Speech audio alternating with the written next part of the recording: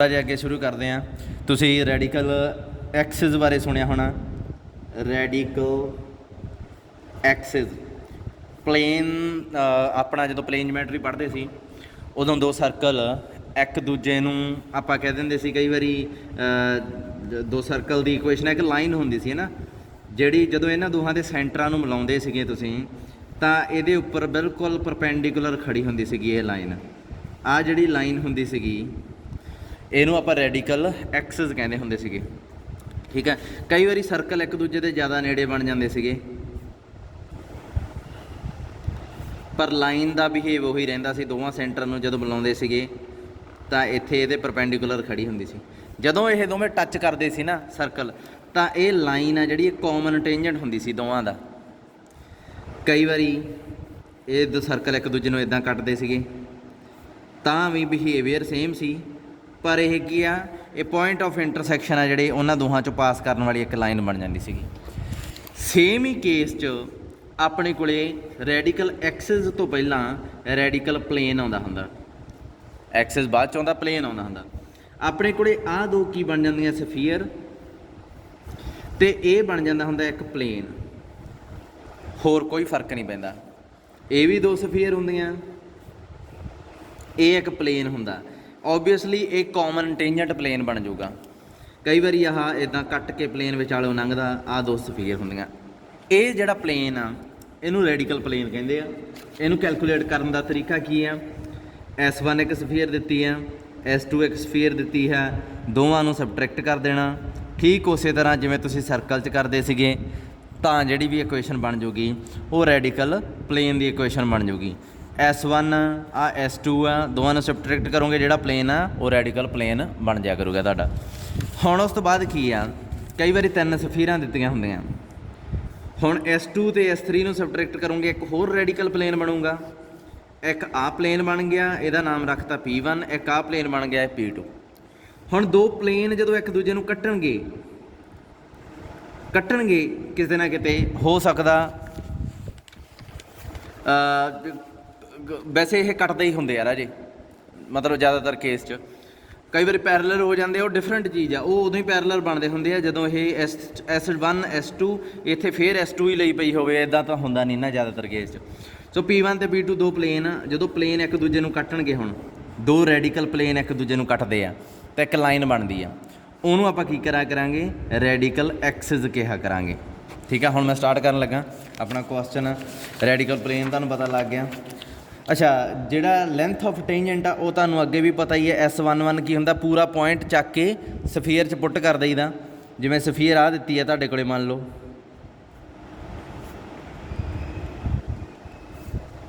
S11 at X11 ਕੀ ਆਊਗਾ, X1 Y1 Z1 ਕੀ ਆਊਗਾ, ਇਹਦੇ ਚੱਕ ਕੇ ਪੁੱਟ ਕਰ ਦਿਓ। X1 square Y1 square Z1 square minus R square.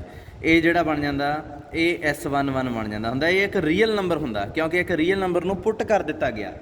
ਠੀਕ ਹੈ, ਸੋ ਉਸ ਤੋਂ ਬਾਅਦ ਆਪਣੇ ਕੋਲੇ ਆ ਜਾਂਦਾ ਰੈਡੀਕਲ ਪਲੇਨ ਹੋ ਗਿਆ। ਲੈਂਥ ਆਫ ਟੇਂਜੈਂਟ ਦੀ ਗੱਲ ਕਰੀਏ, ਲੈਂਥ ਆਫ ਟੇਂਜੈਂਟ ਆ ਜਿਹੜਾ ਉਹ ਲੈਂਥ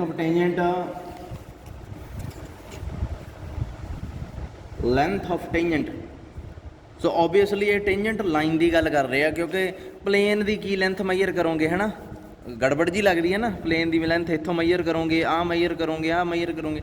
ਸੋ ਇਹ ਲੈਂਥ ਆਫ ਟੇਂਜੈਂਟ ਲਾਈਨ ਦੀ ਗੱਲ ਕਰ ਰਹੇ ਆ।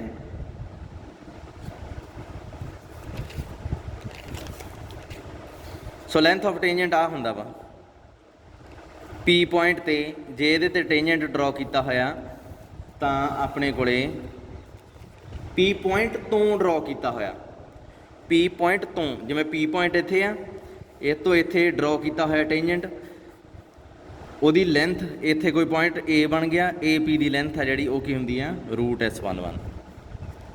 ਇਹਨੂੰ ਪਾਵਰ ਵੀ ਕਹਿ ਦਿੰਦੇ ਆ, power of a point.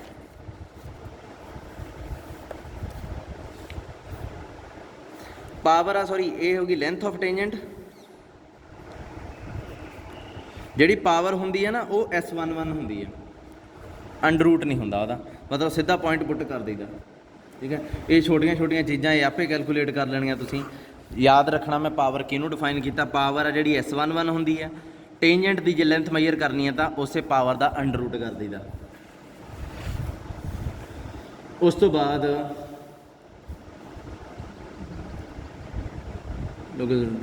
Free sphere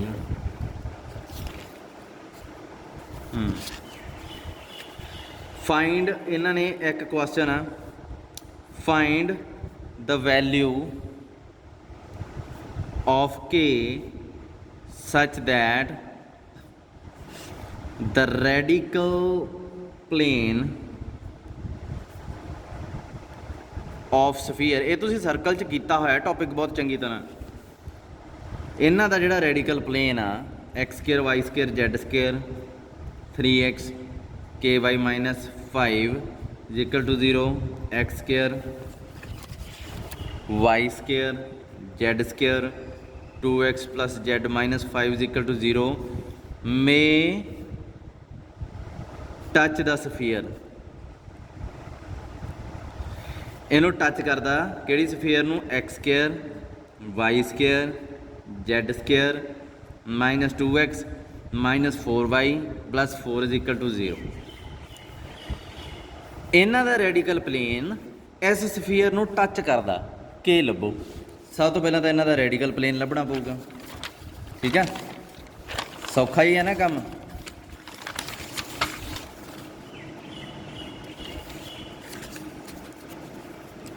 so solution 'ਚ ਮੰਨ ਲਓ ਗਿਵਨ ਸਫੀਅਰਸ ਆਰ ਕੀ ਹੈ S1, ਉਹ ਮੰਨ ਲਓ ਕਿਹੜੀ ਆ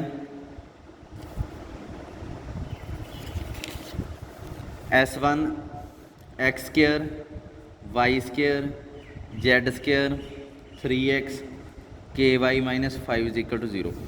S2 ਕੀ ਹੈ x square y square z square 2x plus z minus 5 is equal to 0। clearly radical plane of 1, ਇਹਨੂੰ ਲਿਖ ਲਓ, ਇਹਨੂੰ 2 ਵੀ ਲਿਖ ਲਓ, 1 and 2 ਇਜ਼ ਕੀ ਹੋਊਗਾ S1 minus S2 is equal to 0। ਘਟਾਉਣ ਤੋਂ ਪਹਿਲਾਂ ਇੱਥੇ 1 1 1 1 1 1 ਇੱਥੇ ਬਣਾਉਣਾ ਚਾਹੀਦਾ। ਜੇ ਇੱਥੇ ਕਿਤੇ ਵੀ ਉੱਪਰ 2 ਆ ਜਾਂ ਕਿਤੇ 3 ਆ, ਉਹਨੂੰ ਡਿਵਾਈਡ ਕਰਕੇ 1 ਬਣਾ ਲਓ, ਇਹ ਜ਼ਰੂਰੀ ਹੈ। ਸੋ ਆਪਣੇ ਕੋਲ ਕੀ ਆਊਗਾ x ky minus z is equal to 0। I think ਇਹੀ ਰੈਡੀਕਲ ਪਲੇਨ ਬਣਨਾ, ਇਹਨੂੰ ਲਿਖ ਲਓ 3। ਨਾਓ 3 is tangent to ਕਿਹੜੀ ਸਫੀਅਰ ਨੂੰ ਟੱਚ ਕਰਦਾ ਇਹ? tangent to ਲਾਸਟ ਸਫੀਅਰ ਜਿਹੜੀ ਲਿਖੀ ਸੀ, tangent to ਕਿਹੜੀ ਹੈ x square y square z square minus 2x minus 4y plus 4 is equal to 0। ਇਹਨੂੰ ਕੀ ਲਿਖੀਏ? ਇਹਨੂੰ s ਲਿਖ ਲੈਂਦੇ ਹਾਂ। ਦੇਅਰਫੋਰ ਕੀ ਆਉਂਦਾ ਹੁੰਦਾ? ਉਹੀ ਰਿਲੇਸ਼ਨ। ਇਸ ਪਲੇਨ ਤੋਂ ਕੀ ਹੋਊਗਾ? ਟੱਚ ਕਿਵੇਂ ਕਰੂਗਾ? ਪਲੇਨ ਪਿਆ ਹੋਊਗਾ, ਸਫੀਅਰ ਹੋਊਗੀ, ਸੈਂਟਰ ਤੋਂ ਇਹਦਾ ਪਰਪੈਂਡੀਕੂਲਰ ਡਿਸਟੈਂਸ ਪਲੇਨ ਦਾ ਕਿੰਨਾ ਹੋਊਗਾ? ਇਕੁਅਲ ਟੂ ਰੇਡੀਅਸ ਦੇ ਬਰਾਬਰ ਹੋਊਗਾ। Therefore perpendicular distance from centre, ਇਹਨੂੰ 4 ਲਿਖ ਲਈਏ, 1 2 3 4, centre of 4 on plane 3, plane 3 ਤੇ ਆਪਣੇ ਕੋਲ ਸੈਂਟਰ ਕੀ ਆਊਗਾ? ਰੇਡੀਅਸ ਦੇ ਬਰਾਬਰ ਆ, ਰੇਡੀਅਸ ਆਫ 4 ਦੇ ਬਰਾਬਰ ਹੋਊਗਾ ਪਰਪੈਂਡੀਕੂਲਰ ਡਿਸਟੈਂਸ ਪਲੇਨ 3 ਦਾ ਸੈਂਟਰ ਤੋਂ। ਸੈਂਟਰ ਕੀ ਹੈ ਇਹਦਾ? ਸੋ ਸੈਂਟਰ ਇਹਦਾ ਮੈਜ਼ਰ ਕਰ ਲਓ। ਨਾਓ ਸੈਂਟਰ ਆਫ 3 ਇਜ਼ ਕੀ ਹੈ ਸੈਂਟਰ ਇਹਦਾ? 1 2 0 ਐਂਡ ਰੇਡੀਅਸ ਕੀ ਹੈ?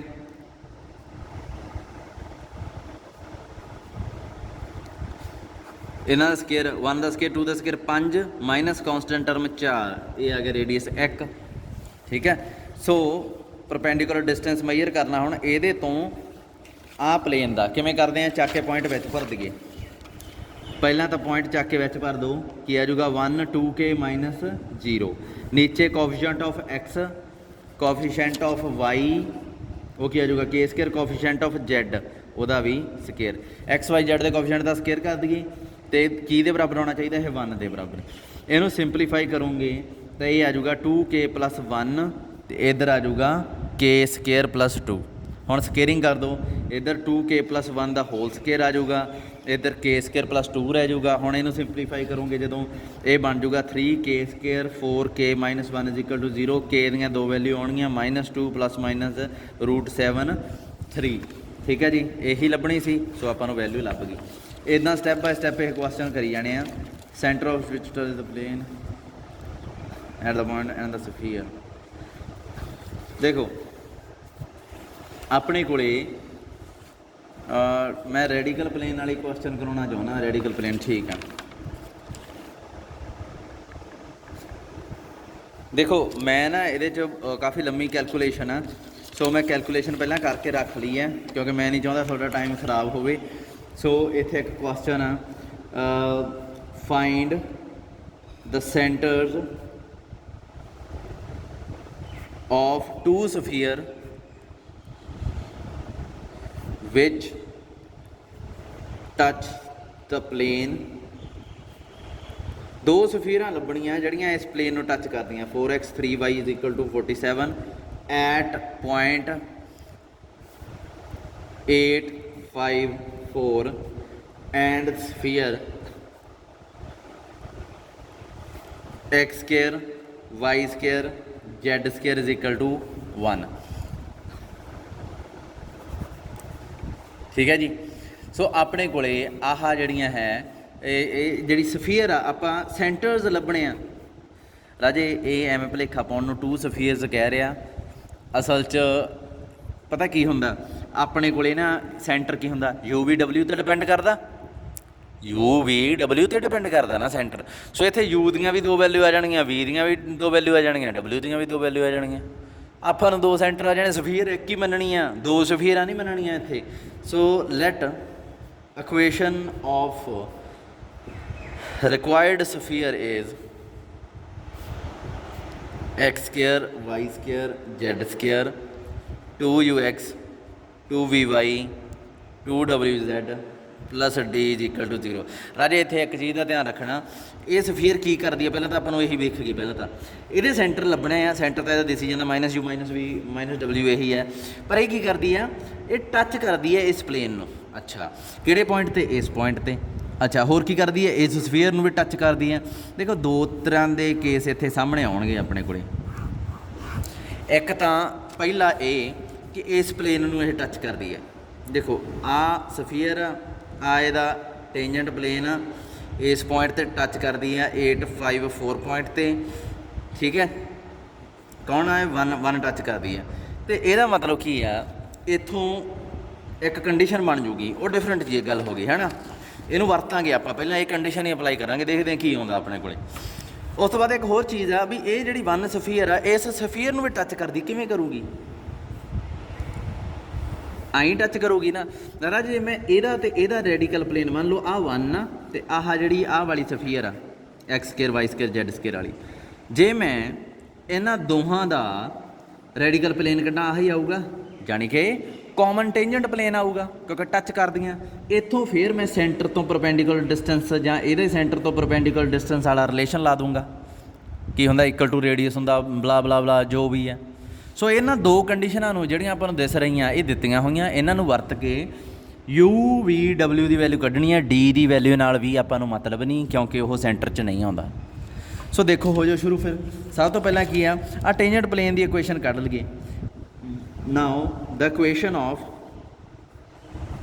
any tangent plane at 8 5 4 is ਕੀ ਹੁੰਦਾ। ਤੁਸੀਂ ਕਹੋਗੇ ਸਰ ਦਿੱਤਾ ਤਾਂ ਹੈ, ਦਿੱਤਾ ਰਵੇ, ਇਹ ਪਲੇਨ ਦੀ ਇਕੁਏਸ਼ਨ ਦਿੱਤੀ ਹੋਈ ਆ, ਆਹ ਦਿੱਤੀ ਹੋਈ ਆ ਹੈ ਨਾ, ਦਿੱਤੀ ਰਵੇ, ਫਿਰ ਵੀ ਲੱਭੋ ਕੀ ਆਊਗਾ। x1 ਦੀ ਜਗ੍ਹਾ 'ਤੇ ਕੀ ਹੈ 8, S1 ਨਹੀਂ ਹੁੰਦਾ, S1 ਕੈਲਕੂਲੇਟ ਕਰਨਾ ਆਉਂਦਾ ਤੁਹਾਨੂੰ, y1 5 z1 4 2u ਉਵੇਂ ਪਿਆਰ ਹੋਊਗਾ। x + x1 ਕੀ ਆ 8/2 2v y + y1 / 2 2w z + z1 ਕੀ ਆ 4/2 + d = 0। ਇਹ ਚੀਜ਼ ਆ ਗਈ, ਇਹਨੂੰ ਸਿੰਪਲੀਫਾਈ ਕਰ ਲਓ।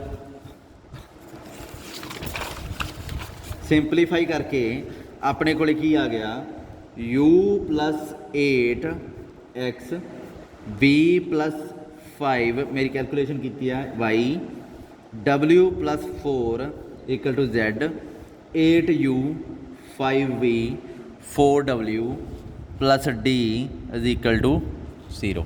ਆਹ ਪਲੇਨ ਆ ਗਿਆ, ਇਹਦਾ ਨਾਮ ਪਾ ਲਓ 2। ਇਹ ਉਹੀ ਪਲੇਨ ਆ ਜਿਹੜਾ ਆਹ ਵਾਲਾ, ਪਰ ਇਹ ਤਾਂ ਦਿੱਤਾ ਹੋਇਆ। ਸੋ ਇਹਦਾ ਮਤਲਬ ਕੀ ਹੋ ਗਿਆ,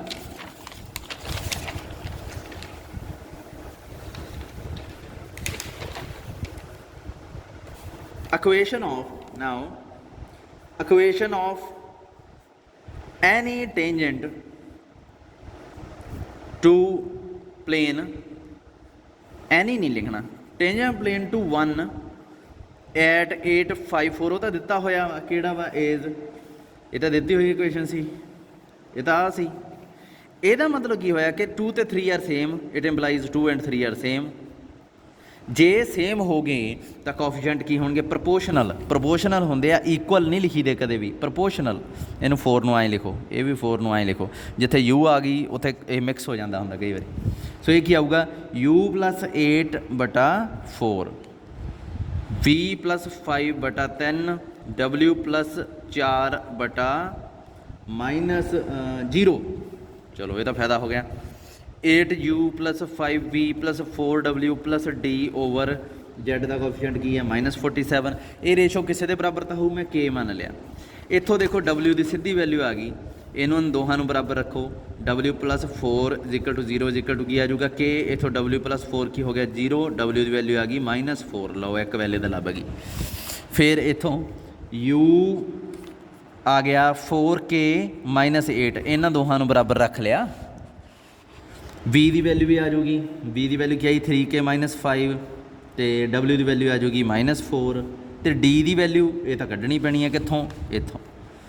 ਕੀ ਆ ਜਾਊਗਾ ਆਪਣੇ ਕੋਲੇ 8u 5v 4w + d -47k।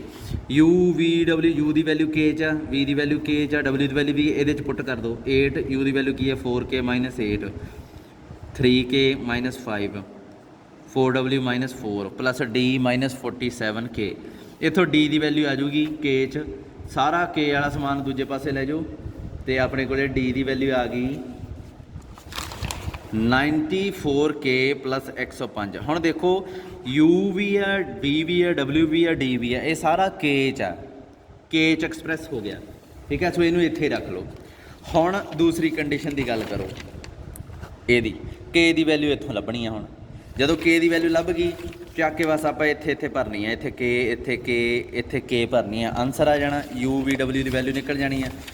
ਸੋ ਆਹ ਸਫੀਅਰ 'ਚ ਸਭ ਤੋਂ ਪਹਿਲਾਂ ਰੈਡੀਕਲ ਪਲੇਨ ਲੱਭਦੇ ਆ, ਫਿਰ ਦੇਖਾਂਗੇ ਕਿ ਇਹਦੇ ਸੈਂਟਰ ਤੋਂ ਇਹਦਾ ਸੈਂਟਰ ਕੀ ਹੈ 0 0 0, ਆਹੀ ਹੈ ਨਾ x² y² z² -1। ਆਹ ਸਫੀਅਰ ਲਿਖੀਏ ਦਾ ਸੈਂਟਰ ਕੀ ਹੈ 0 0 0, ਰੇਡੀਅਸ ਕਿੰਨਾ 1, ਜਾਣੀ ਕਿ ਇਸ ਪਲੇਨ ਤੋਂ ਸੈਂਟਰ ਦਾ ਜਿਹੜਾ ਡਿਸਟੈਂਸ ਆ ਉਹ 1 ਦੇ ਬਰਾਬਰ ਆਪਾਂ ਰੱਖ ਦਾਂਗੇ, ਠੀਕ ਹੈ। ਆਹੀ ਚੁਣਨੀ ਆ, ਆਹ ਨਾ ਚੁਣ ਲਿਓ, ਬਹੁਤ ਪੰਗੇ 'ਚ ਪਾਉਂਗੇ, ਆਹ ਚੁਣ ਲਿਓ। So clearly centre of x² y² z² = 1 is 0 0 0 and radius कितना होगा is 1, ठीक है। now ਇਹਦਾ ਮਤਲਬ ਕੀ ਹੈ, ਆਪਣੇ ਕੋਲੇ ਰੈਡੀਕਲ ਪਲੇਨ ਪਤਾ ਹੋਣਾ ਚਾਹੀਦਾ ਸੀ ਪਹਿਲਾਂ। ਨਾਓ ਰੈਡੀਕਲ ਪਲੇਨ, ਇਹਨੂੰ ਨਾ ਨੰਬਰ ਪਾ ਲਓ ਕੋਈ, ਕੀ ਹੈ ਇਹਦਾ ਨੰਬਰ ਪਾ ਲੈਂਦੇ ਆਪਾਂ 4, ਠੀਕ ਹੈ। ਰੈਡੀਕਲ ਪਲੇਨ ਆਫ 1 ਜਿਹੜੀ ਆਪਾਂ ਮੰਨੀ ਸੀ ਅਤੇ 4, ਉਹ ਕੀ ਹੋਊਗਾ ਰੈਡੀਕਲ ਪਲੇਨ ਆਫ 1 and 4, ਦੋਵਾਂ ਨੂੰ ਘਟਾ ਦੇਣਾ। ਘਟਾ ਕੇ ਤੁਹਾਡੇ ਕੋਲ 2ux 2vy 2wz + d + 1 = 0। ਘਟਾਉਣ ਤੋਂ ਪਹਿਲਾਂ ਇਹਨੂੰ ਇੱਧਰ ਲੈ ਜਾਓ, ਇੱਧਰ 0 ਕਰ ਲਿਓ, ਉੱਧਰ ਵੀ 0 ਬਣਾ ਲਿਓ, ਅਤੇ ਇੱਥੇ 1 1 1 ਹੋਣਾ ਚਾਹੀਦਾ। ਘਟਾ ਕੇ ਤੁਹਾਡੇ ਕੋਲ ਆ ਜਾਊਗਾ। ਹੁਣ ਇਹ ਪਲੇਨ ਤੋਂ ਸੈਂਟਰ ਦਾ ਡਿਸਟੈਂਸ ਰੇਡੀਅਸ ਦੇ ਬਰਾਬਰ ਹੈ। ਸੋ ਲਾਈਨ ਜਿਹੜੀ ਮੈਂ ਕਈ ਵਾਰ ਲਿਖੀ ਆ ਉਹ ਤੁਸੀਂ ਆਪੇ ਲਿਖ ਲੈਣੀ ਆ, ਮੈਂ ਸਿੱਧਾ ਲਿਖਣ ਲੱਗਾ। ਇਹਦਾ ਸੈਂਟਰ ਤੋਂ ਡਿਸਟੈਂਸ ਕੀ ਆਊਗਾ 2u, ਪਹਿਲਾਂ ਤਾਂ ਪੁਆਇੰਟ ਹੀ ਪੁੱਟ ਕਰ ਦਈਦਾ ਹੁੰਦਾ x y z ਦੀ ਜਗ੍ਹਾ,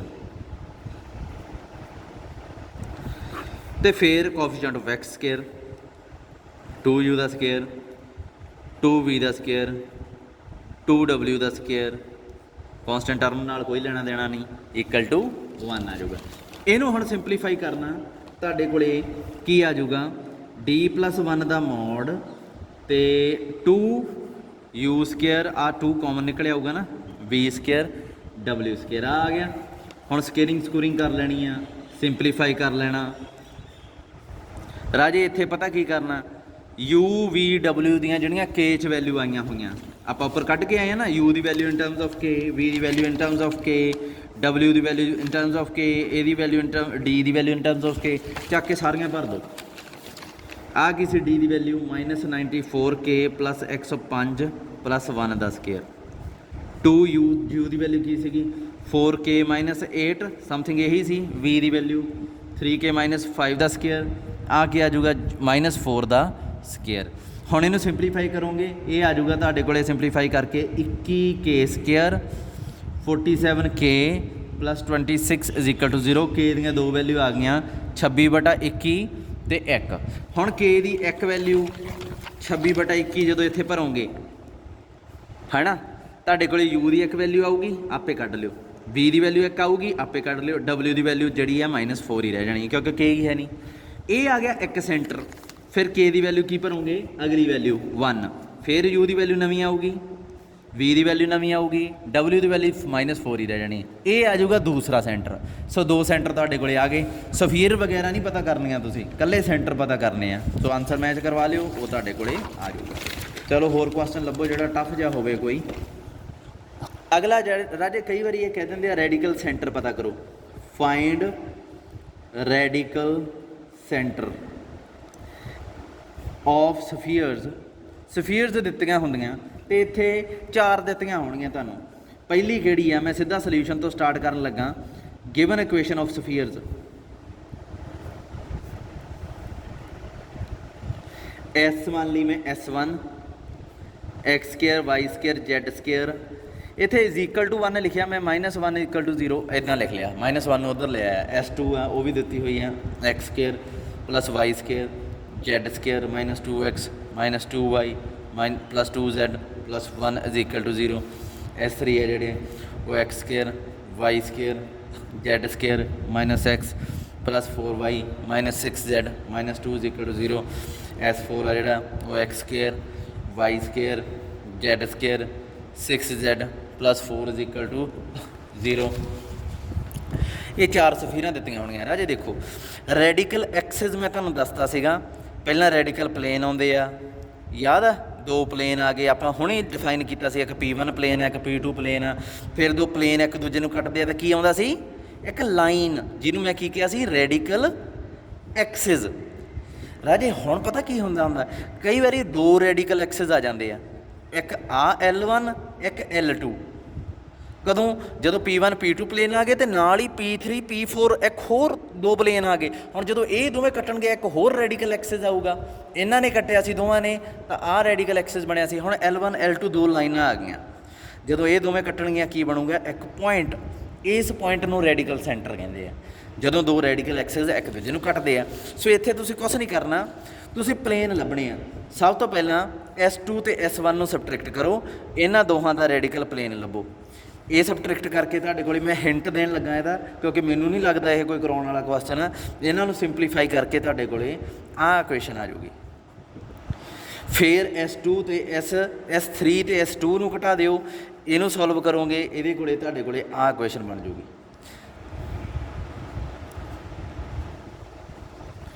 ਫਿਰ S4 ਅਤੇ S3 ਨੂੰ ਘਟਾ ਦੋਗੇ ਇਹਨੂੰ ਸੋਲਵ ਕਰੋਗੇ ਆਹ ਇਕੁਏਸ਼ਨ ਬਣ ਜਾਊਗੀ।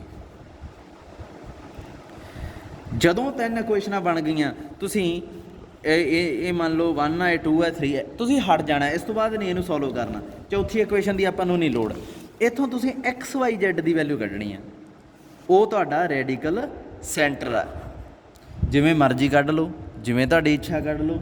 ਇੱਥੋਂ ਦੇਖੋ ਇਹਨਾਂ ਦੋਹਾਂ ਨੂੰ ਸਬਟਰੈਕਟ ਕਰਾਂਗੇ x ਨਾਲ x ਕੱਟਿਆ ਗਿਆ ਟਰਮਸ ਕੀ ਰਹਿ ਜਾਊਗਾ ਇਕੱਲਾ y। ਮੈਂ ਹਿੰਟ ਦੇਣ ਲੱਗਾ 3y2z ਸਮਥਿੰਗ ਮੰਨ ਲਓ ਆਹ ਰਹਿ ਗਿਆ। ਫਿਰ ਇਹਨੂੰ 3 ਨਾਲ ਪ੍ਰੋਡਕਟ ਕਰਕੇ ਇਹਦੇ 'ਚੋਂ ਘਟਾ ਦਿਓ ਫਿਰ x ਗਿਆ y 'ਚ ਰਹਿ ਜੂ ਇੱਥੇ 6y + 4z + 6 = 0। ਹੁਣ ਇਹ y ਤੇ z ਵਾਲੀ ਇਕੁਏਸ਼ਨ 'ਚੋਂ y ਦੀ ਵੈਲਿਊ ਆ ਗਈ ਮੰਨ ਲਓ 3, z ਦੀ ਵੈਲਿਊ ਆ ਗਈ 2, ਹੈ ਨਾ। ਇਹਨੂੰ ਚੱਕ ਕੇ ਪਹਿਲੀ 'ਚ ਭਰ ਦਿਓ, x ਦੀ ਆ ਜੂਗੀ ਮੰਨ ਲਓ 1। ਸੋ 1 3 2 ਤੁਹਾਡਾ ਰੈਡੀਕਲ ਸੈਂਟਰ ਆ ਜਾਂਦਾ। ਸਿੱਧਾ ਸਿੱਧਾ ਜਿਹਾ ਕੰਮ ਆ, ਠੀਕ ਆ। ਘਟਾਈ ਜਾਣਾ ਬਸ, ਇਹਦੇ 'ਚ ਘਟਾਈ ਜਾਣਾ ਜਿੰਨਾ ਟਾਈਮ ਪੁਆਇੰਟ ਨਹੀਂ ਮਿਲਦਾ, ਸਿੱਧੀ ਜੀ ਗੱਲ ਆ। ਵੀਡੀਓ ਬੈਕ ਕਰਕੇ ਦੇਖ ਲਿਓ ਜੇ ਨਹੀਂ ਸਮਝ ਲੱਗੀ ਤਾਂ। ਮੈਂ ਅੱਗੇ ਜਾਣ ਲੱਗਾ ਰਾਜੇ, ਟਰਾਂਸਫਰਮੇਸ਼ਨ ਆਫ ਐਕਸਿਸ ਤੁਸੀਂ ਪੜ੍ਹੀ ਆ। ਇੱਕ ਚੀਜ਼ ਯਾਦ ਰੱਖਿਓ, ਕੋਈ ਵੀ ਸਫੀਅਰ ਨੂੰ ਤੁਸੀਂ ਇੱਕ ਉਹਦੀ ਸਿੰਪਲ ਫਾਰਮ ਹੁੰਦੀ ਆ ਟਰਾਂਸਫਰ ਕਰਕੇ, ਮੰਨ ਲਓ ਸਫੀਅਰ ਬੇਸਿਕਲੀ ਆਹ ਲੱਗਦੀ ਆ, ਹਾਂ ਮੰਨ ਲਓ ਜਿਵੇਂ ਤੁਸੀਂ ਪੜ੍ਹਦੇ ਹੁੰਦੇ ਸੀ ਪਹਿਲਾਂ ਸਰਕਲ ਦੀ ਇਕੁਏਸ਼ਨ, ਮੰਨ ਲਓ ਆ ਗਈ ਤੁਹਾਡੇ ਕੋਲ x² y² 2ux 2by + d = 0। ਇਹ ਸਰਕਲ ਦੀ ਇਕੁਏਸ਼ਨ ਆ ਹੁੰਦੀ ਆ, ਪਰ ਆਪਾਂ ਇਹਨੂੰ ਸਿੰਪਲੀਫਾਈ ਕਰਦੇ ਹਾਂ। ਸਿੰਪਲੀਫਾਈ ਕਰਕੇ ਹੋਰ ਬਹੁਤ ਹੀ ਅਜੀਬ ਜਿਹਾ ਕੁਛ ਕਵਾੜੀ ਜੀ ਇਕੁਏਸ਼ਨ ਬਣ ਜਾਂਦੀ ਹੁੰਦੀ ਆ, x - u² I think x - u y - b something, ਅਤੇ ਇੱਧਰ ਰੇਡੀਅਸ ਜਿਹਾ ਬਣ ਜਾਂਦਾ ਹੁੰਦਾ ਸੀਗਾ ਤੁਹਾਡਾ u² v² - d ਦਾ ਹੋਲ ਸਕੁਏਅਰ। ਆਹ ਇਕੁਏਸ਼ਨ ਬਣ ਜਾਂਦੀ ਸੀ ਰਾਜੇ। ਜੇ ਮੈਂ ਇਹਨੂੰ ਟਰਾਂਸਫਰ ਕਰਦਾ, ਓਰੀਜਨ ਨੂੰ ਸ਼ਿਫਟ ਕਰਦਾ -u - v ਦੇ ਉੱਪਰ, ਤਾਂ ਆਪਣੇ ਕੋਲੇ ਆ ਜਿਹੜਾ ਨਵਾਂ ਸਰਕਲ ਆ ਉਹ ਆ ਬਣ ਜਾਂਦਾ ਹੁੰਦਾ, ਸਿੰਪਲ ਜਿਹਾ, ਠੀਕ ਹੈ। ਸੋ ਇੱਦਾਂ ਆਪਾਂ ਇਕੁਏਸ਼ਨ ਨੂੰ ਸਿੰਪਲ ਕਰਨ ਦੇ ਵਾਸਤੇ ਹੀ ਟਰਾਂਸਫਰਮੇਸ਼ਨ ਆਫ ਐਕਸਿਸ ਵਰਤਦੇ ਹਾਂ। ਇੱਥੇ ਜਿਹੜੀ ਸਫੀਅਰ ਹੁੰਦੀ ਆ, ਸਫੀਅਰ ਦੀ ਇਕੁਏਸ਼ਨ ਬੇਸਿਕਲੀ ਆਹ ਹੁੰਦੀ ਆ 2ux 2vy 2wz + d = 0। ਆਪਣੇ ਕੋਲ ਆਹ ਸਫੀਅਰ ਆ, ਇਹਨੂੰ ਜੇ ਸਿੰਪਲੈਸਟ ਫਾਰਮ 'ਚ ਲਿਖਣਾ ਨਾ, ਕਿਵੇਂ? ਓਰੀਜਨ ਸ਼ਿਫਟ ਕਰਕੇ, ਰੋਟੇਟ ਕਰਕੇ ਐਕਸਿਸ, ਅਤੇ ਆਪਣੇ ਕੋਲ ਕੀ ਆਊਗਾ x² y² z²। ਇਹ ਪਤਾ ਕੀ ਬਣ ਜਾਂਦੀ ਆ, ਆਹ ਇਹਦੀ ਸਿੰਪਲੈਸਟ ਫਾਰਮ। ਜਿਵੇਂ ਆਹ ਸਰਕਲ ਦੀ ਆਹ ਸੀਗੀ ਨਾ, ਸਫੀਅਰ ਦੀ ਆਹ ਹੁੰਦੀ ਆ। ਹੁਣ ਦੇਖਣ ਨੂੰ ਤੁਹਾਨੂੰ ਲੱਗੂਗਾ ਵੀ ਇਹ ਕਿਹੋ ਜਿਹੀ ਹੈ, x y z YZ ਦੀ ਤਾਂ ਗੱਲ ਹੀ ਨਹੀਂ ਕੀਤੀ, YZ ਕਿੱਧਰ ਗਏ ਰਾਜੇ? ਉਹ ਗਾਇਬ ਹੋ ਜਾਂਦੇ ਆ, ਕਿਉਂਕਿ ਉਹਦੇ ਨਾਲ ਦੇ ਜਿਹੜਾ v ਆ ਨਾ w, ਇਹ 0 0 0 ਹੋ ਜਾਂਦੇ ਹੁੰਦੇ ਆ। ਉਹ ਓਰੀਜਨ ਜਦੋਂ ਚੇਂਜ ਕਰਦੇ ਆ, ਇਹ ਬਹੁਤ ਵੱਡਾ ਕੁਐਸਚਨ ਆ, ਪਰ ਮੈਂ ਹੁਣ ਨਹੀਂ ਕਰਵਾ ਰਿਹਾ ਰਾਜੇ, ਕਿਉਂਕਿ ਟਾਈਮ ਆਪਣੇ ਕੋਲ ਲਿਮਟਿਡ ਆ। ਇੱਕ ਹੋਰ ਚੀਜ਼ ਹੁੰਦੀ ਹੈ ਇੱਥੇ, ਜਿਹੜੀ ਮੇਰੇ ਕੋਲ ਪੁਰਾਣੀ ਬੁੱਕ ਆ ਉਹਦਾ ਲਿਖਿਆ ਨਹੀਂ ਹੋਇਆ ਵੈਸੇ, u1 and u2 d1 and d2 = ਆ ਜਿਹੜਾ ਲੈਮਡਾ ਨਾ, ਇਹ ਆਈ ਥਿੰਕ ਇੱਕ ਰੀਅਲ ਨੰਬਰ ਹੁੰਦਾ। ਆ ਜਿਹੜਾ ਇਹ ਕੌਨਸਟੈਂਟ ਰਹਿ ਜਾਂਦਾ ਹੁੰਦਾ। ਚਲੋ ਦੇਖਦੇ ਹਾਂ, ਜਿਵੇਂ ਵੀ ਕੁਐਸਚਨ ਆਊਗਾ ਉਸ ਹਿਸਾਬ ਨਾਲ ਆਪਾਂ ਨੂੰ ਪਤਾ ਲੱਗ ਜਾਊਗਾ ਕੀ ਹੈ। u ਆ ਜਿਹੜਾ ਲੈਮਡਾ, ਇਹ ਪੈਰਾਮੀਟਰ ਹੁੰਦਾ, ਬਸ ਇਹ ਦਿਮਾਗ 'ਚ ਰੱਖਿਓ। ਮਤਲਬ ਇਹ ਬਦਲਦਾ ਰਹਿੰਦਾ ਹੁੰਦਾ। ਫੈਮਿਲੀ ਨੂੰ ਰੀਪ੍ਰਜੈਂਟ ਕਰਨਾ, ਜਦੋਂ ਪਤਾ ਕੀ ਹੁੰਦਾ, ਜਦੋਂ ਤੁਸੀਂ ਕਹੋਗੇ ਵੀ ਸਰ ਨਵੀਂ ਫੈਮਿਲੀ ਅਸੀਂ ਤਾਂ ਚੁਣਨੀ ਹੈ ਸਫੀਅਰ ਦੀ, ਤੁਸੀਂ ਹੁਣ ਜਿਵੇਂ ਨਵੀਂ ਫੈਮਿਲੀ ਆਹ ਹੀ ਚੁਣੋਗੇ, d1 d2 d2 x² y² z²। ਇੱਥੇ ਲੈਮਡਾ 1 ਰੱਖ ਲਓਗੇ, ਇੱਥੇ d1 ਰੱਖ ਲਓਗੇ। ਅਗਲੀ ਫੈਮਿਲੀ ਚੁਣੋਗੇ 2 ਲੈਮਡਾ 2 ਰੱਖ ਲਓਗੇ ਇੱਥੇ, ਬਾਕੀ ਤਾਂ ਸੇਮ ਹੀ ਹੈ, ਇੱਥੇ d2 ਰੱਖ ਲਓਗੇ। ਗਾਂ ਆਪਾਂ ਹੁਣ ਇਹੀ ਸਫੀਅਰ ਚੁਣਨੀ ਹੈ, ਕਿਉਂਕਿ ਇਹਨੂੰ ਕੈਲਕੂਲੇਟ ਕਰਨਾ ਸੌਖਾ, ਰੈਡੀਕਲ ਐਕਸਿਸ ਇਹਦਾ ਲੱਭਣਾ ਬਹੁਤ ਸੌਖਾ। ਇਹਦਾ ਰੈਡੀਕਲ ਐਕਸਿਸ ਆ ਇੱਕ, ਇਹਦੇ 'ਚ ਇਹ ਵੀ ਯਾਦ ਰੱਖਿਓ, ਇਹਦੇ 'ਚ ਜਿਹੜਾ ਲੈਮਡਾ ਸਕੇਅਰ ਆ -d ਇਹ ਹਮੇਸ਼ਾ ਪੋਜ਼ੀਟਿਵ ਹੁੰਦਾ। ਇਹ ਹਮੇਸ਼ਾ ਪੋਜ਼ੀਟਿਵ ਲੈਣਾ, ਕਿਉਂਕਿ ਇਹ ਦੇਖਿਆ ਜਾਵੇ ਇਹ ਰੇਡੀਅਸ ਆ, ਹੈ ਨਾ, ਰੇਡੀਅਸ ਆ ਰਾਜੇ ਇਹ ਇਸ ਸਫੀਅਰ ਦਾ, ਅਤੇ ਪੋਜ਼ੀਟਿਵ ਲੈਣਾ ਆਪਾਂ ਹਮੇਸ਼ਾ, ਮੰਨਣਾ ਇਸ ਤਰੀਕੇ ਨਾਲ ਹੀ ਲੈਮਡਾ ਅਤੇ ਡੀ ਮੰਨੇ ਜਾਂਦੇ ਆ ਕਿ ਪੋਜ਼ੀਟਿਵ ਰਹਿਣ, ਅਦਰਵਾਈਜ਼ ਆਪਣੀ ਇਹ ਸਟੱਡੀ ਤੋਂ ਬਾਹਰ ਹੋ ਜਾਂਦੀ ਹੈ। ਚਲੋ ਉਸ ਤੋਂ ਬਾਅਦ ਆਪਾਂ ਗੱਲ ਕਰੀਏ ਕੋਐਕਸੀਅਲ ਫੈਮਿਲੀ ਦੀ, ਠੀਕ ਹੈ। ਕੋਐਕਸੀਅਲ ਫੈਮਿਲੀ ਕਿਹੜੀ ਹੁੰਦੀ ਆ? ਜਿਨ੍ਹਾਂ ਦਾ ਰੈਡੀਕਲ ਕੋਐਕਸੀਅਲ ਫੈਮਿਲੀ, ਕੋਐਕਸੀਅਲ ਫੈਮਿਲੀ ਜਿਨ੍ਹਾਂ ਦਾ ਰੈਡੀਕਲ ਪਲੇਨ ਸੇਮ ਰਹਿੰਦਾ। ਦੇਖੋ ਜੇ ਮੰਨ ਲਓ ਰੈਡੀਕਲ ਪਲੇਨ ਆ S1 ਅਤੇ S2, ਇਹਨਾਂ ਦਾ ਰੈਡੀਕਲ ਪਲੇਨ ਕੀ ਆ? ਤੁਸੀਂ ਕਹੋਗੇ ਸਰ S1 - S2 = 0। ਮੈਂ ਤੁਹਾਨੂੰ ਕਹਿੰਦਾ ਵੀ ਉਹ ਫੈਮਿਲੀ ਮੰਨੋ ਜਿਹਦਾ ਰੈਡੀਕਲ ਪਲੇਨ ਇਹੀ ਹੋਵੇ। ਤੁਸੀਂ ਕਹੋਗੇ ਸਰ ਆਹ ਜਿਹੜੀ ਨਾ, ਜਿਵੇਂ ਸਰਕਲ 'ਚ ਕਰਦੇ ਸੀ, ਆਹ ਰੈਡੀਕਲ ਪਲੇਨ ਨਾਲ K ਲਾਤਾ, ਇੱਥੇ S1, ਕੋਈ ਇੱਥੇ S2 ਵੀ ਲਾ ਸਕਦੇ ਸੀ ਤੁਸੀਂ, ਪਰ ਮੈਂ S1 ਲਾਤਾ। ਸੋ S1 ਲਾ ਕੇ ਆਪਣੇ ਕੋਲੇ ਇੱਧਰ ਆ ਕੀ ਹੈ, ਰੈਡੀਕਲ ਪਲੇਨ ਲਾਤਾ, ਇੱਥੇ ਇੱਕ ਸਫੀਅਰ ਲਾਤੀ, ਇੱਥੇ ਕੌਂਸਟੈਂਟ ਲਾਤਾ। ਸੋ ਇਹਦਾ ਜਿਹੜਾ ਰੈਡੀਕਲ ਪਲੇਨ ਆ ਉਹ ਕੀ ਆ? ਇਹ ਫੈਮਿਲੀ 'ਚ ਕੋਈ ਵੀ ਸਫੀਅਰ ਚੱਕੋਗੇ ਉਹਦਾ ਰੈਡੀਕਲ ਪਲੇਨ ਕੀ ਨਿਕਲੂਗਾ, S1 - S2 ਹੀ ਨਿਕਲੂਗਾ। ਸਰਕਲ 'ਚ ਤੁਸੀਂ ਕਰ ਚੁੱਕੇ ਆ ਇਹ, ਕੋਈ ਵੀ ਸਫੀਅਰ ਚੱਕ ਲਓ। ਜੇ ਤੁਸੀਂ ਕਹੋਗੇ ਸਰ ਅਸੀਂ ਤਾਂ ਆਹ ਚੱਕ ਲਈ S1 2 S1 - S2 ਤੇ ਇੱਕ ਚੱਕ ਲਈ S1 3 S1 - S2। ਇਹਨਾਂ ਨੂੰ ਜਦੋਂ ਘਟਾਓਗੇ, ਇਹਦੇ ਨਾਲ ਕੱਟਿਆ ਗਿਆ, ਇਹਦੇ ਨਾਲ ਕੱਟਿਆ ਗਿਆ, S1 - S2 ਹੀ ਰਹਿ ਜਾਂਦਾ। ਜੇ 5 ਲੈ ਲਓਗੇ ਇੱਥੇ 3 ਆ ਜਾਊਗਾ, 3 ਨੂੰ ਡਿਵਾਈਡ ਕਰ ਦੋਗੇ। ਸਮਝਦੇ ਹੋ ਨਾ। ਸੋ ਰੈਡੀਕਲ ਪਲੇਨ ਤਾਂ ਉਹੀ ਬਣਨਾ, ਘਟਾਏ ਤੋਂ ਹੀ ਬਣਦਾ ਹੁੰਦਾ ਨਾ। ਇੱਕ ਸਫੀਅਰ ਆਹ, ਇਹਦਾ ਮੰਨ ਲਓ S ਡੈਸ਼ ਆ, ਇੱਕ ਸਫੀਅਰ ਆਹ ਡਬਲ ਡੈਸ਼ ਆ, ਇਹਨਾਂ ਦੋਹਾਂ ਨੂੰ ਜਦੋਂ ਘਟਾਓਗੇ ਫੇਰ ਹੀ ਰੈਡੀਕਲ ਪਲੇਨ ਆਊਗਾ। ਤੇ ਉਹ ਰਾਜੇ ਆਹ ਹੀ ਆ ਜਾਇਆ ਕਰਨਾ ਤੁਹਾਡੇ ਕੋਲ S1 - S2। ਠੀਕ ਹੈ, ਕੌਂਸਟੈਂਟ ਜਿਹਾ ਡਿਵਾਈਡ ਹੋ ਜਾਂਦਾ ਹੁੰਦਾ। ਤੇ ਇੱਕ ਹੋਰ, ਜੇ ਮੈਂ ਤੁਹਾਨੂੰ ਕਹਾਂ ਕਿ P ਇੱਕ ਪਲੇਨ ਆ, S1 ਇੱਕ ਸਫੀਅਰ ਆ, ਮੈਨੂੰ ਉਹ ਫੈਮਿਲੀ ਦੱਸੋ, ਉਹ ਕੋਐਕਸੀਅਲ ਫੈਮਿਲੀ ਦੱਸੋ ਜਿਹਦਾ ਰੈਡੀਕਲ ਪਲੇਨ P ਆ। ਤੁਸੀਂ ਕੀ ਕਰੋਗੇ, S1 K P = 0। ਹੁਣ ਇਹ ਜਿਹੜੀ ਫੈਮਿਲੀ ਆ ਇਹ ਕਿਹੜੀ ਬਣ ਗਈ, ਇਹ ਇੱਕ ਸਫੀਅਰ ਆ ਸਭ ਤੋਂ ਪਹਿਲਾਂ। ਤੇ ਇਹਦਾ ਜਦੋਂ ਵੀ ਰੈਡੀਕਲ ਪਲੇਨ ਤੁਸੀਂ ਕੈਲਕੂਲੇਟ ਕਰੋਗੇ ਉਹ P ਆਊਗਾ। ਕਿਵੇਂ, ਦੇਖੋ S1 ਇੱਕ ਪਹਿਲਾ ਲਿਖੋ ਇੱਥੋਂ ਤੁਸੀਂ, K1 P = 0 ਪਹਿਲੀ ਸਫੀਅਰ ਲੈ ਲਈ। ਦੂਸਰੀ ਸਫੀਅਰ ਕੀ ਆ ਜੂਗੀ, K2 P = 0। ਦੋਵਾਂ ਨੂੰ ਸਬਟਰੈਕਟ ਕਰੋ, ਕੀ ਆਊਗਾ, K1 P - K2 P। ਠੀਕ ਆ, P ਬਾਹਰ ਕੱਢਤਾ, K1 - K2 = ਇੱਥੇ 0 ਆ ਗਿਆ, P ਬਾਹਰ ਆ ਗਿਆ, ਇੱਧਰ 0। ਆਹ ਨੋਨ ਜ਼ੀਰੋ ਨੰਬਰ ਆ ਨਾ, ਕਿਉਂਕਿ K1 ਤੇ K2 ਦੋਵੇਂ ਡਿਫਰੈਂਟ ਸੀਗੇ। ਸੋ ਇਹ ਡਿਵਾਈਡ ਹੋ ਕੇ ਕੱਟੇ ਗਏ, ਕੀ ਆ ਗਿਆ, P0। ਸੋ ਰੈਡੀਕਲ ਪਲੇਨ ਇਹਦਾ ਕੀ ਬਣ ਗਿਆ, P। ਸੋ ਇਹ ਬਸ ਇੰਨਾ ਕੁ ਰਿਜ਼ਲਟ ਤੁਸੀਂ ਯਾਦ ਰੱਖਣਾ ਕਿ ਦੋ ਸਫੀਰਾਂ ਜਦੋਂ ਵੀ ਆਉਣਗੀਆਂ, ਆਪਾਂ ਜੇ ਕੋਐਕਸੀਅਲ ਫੈਮਿਲੀ ਕੰਸੀਡਰ ਕਰਨੀ ਆ ਤਾਂ ਆਪਾਂ ਆਹ ਵਾਲੀ ਕੰਸੀਡਰ ਕਰਿਆ ਕਰਾਂਗੇ, ਲੈਮਡਾ S1 - S2 = 0। ਆ ਜਿਹੜਾ ਇੱਕ ਰੈਡੀਕਲ ਪਲੇਨ ਨੂੰ ਰਿਪਰੈਜ਼ੈਂਟ ਕਰਦਾ। ਰਾਜੇ ਜੇ ਇਹਨੂੰ ਤੁਸੀਂ ਇਕੱਠਾ ਕਰਨਾ ਚਾਹੋ, ਐਂ ਲਿਖ ਸਕਦੇ ਹੋ, 1 + ਲੈਮਡਾ ਨੂੰ ਡਿਵਾਈਡ ਕਰ ਸਕਦੇ ਹੋ। ਠੀਕ ਹੈ, ਕਰ ਸਕਦੇ ਹਾਂ। ਫਿਰ ਅਗਲੇ ਸਟੈਪ 'ਚ ਇਹਦਾ ਨਵਾਂ ਨਾਮ ਰੱਖ ਸਕਦੇ ਹੋ, ਕੀ ਰੱਖੀਏ, K' S2। ਸੋ ਇਹ ਜਿਹੜੀ ਫੈਮਿਲੀ ਹੈ ਇਹਨੂੰ ਇੱਦਾਂ ਵੀ ਲਿਖਿਆ ਜਾ ਸਕਦਾ।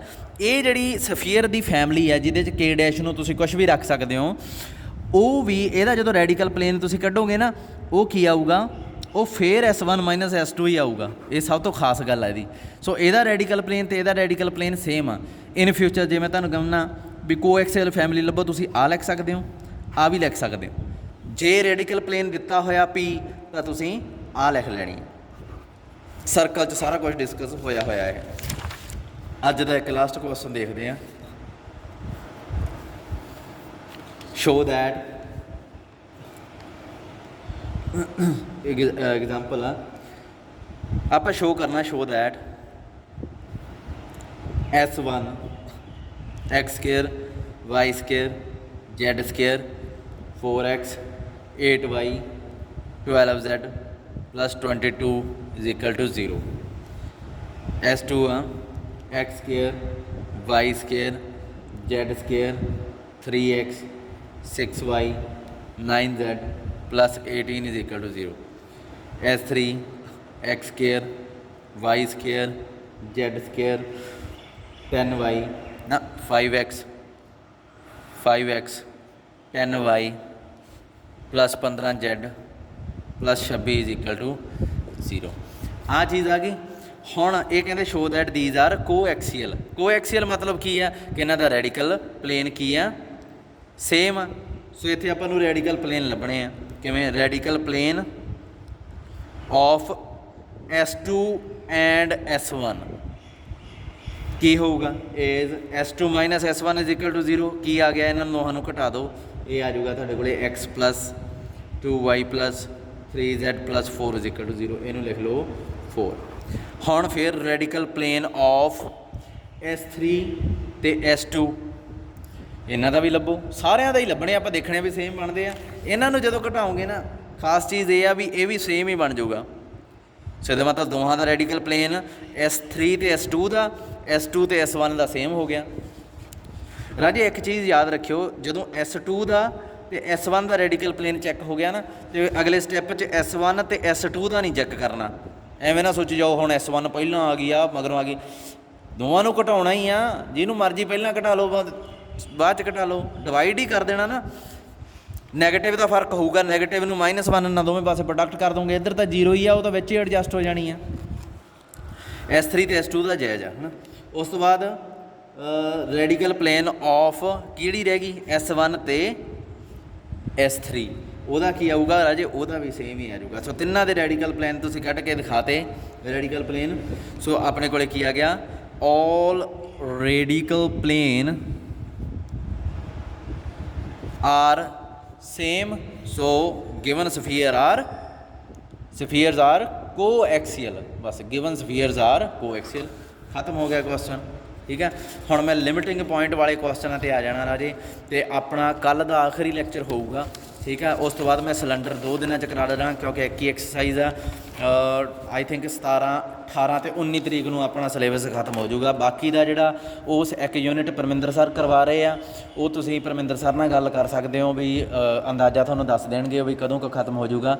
ਜਿਹੜਾ ਪਾਰਟ ਮੈਂ ਕਰਵਾਉਣਾ ਸੀਗਾ ਉਹ ਮੇਰੇ ਵੱਲੋਂ 19 ਤਰੀਕ ਨੂੰ ਸਮਾਪਤ ਹੋ ਜਾਊਗਾ।